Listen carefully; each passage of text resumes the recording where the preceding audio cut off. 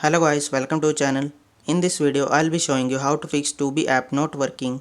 For that you have to go to your home screen and after that find settings, click on settings. Now scroll down and find the app section. Click on apps. Now click on manage apps and in the search bar type Tubi. Click on Tubi and in the app info section you will see clear data option. Click on clear data and now click on clear cache. Click on OK.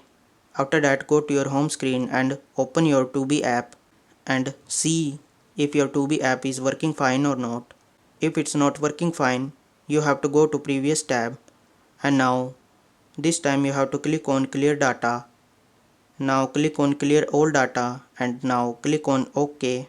After that open your Tubi app and hopefully this will fix your issue.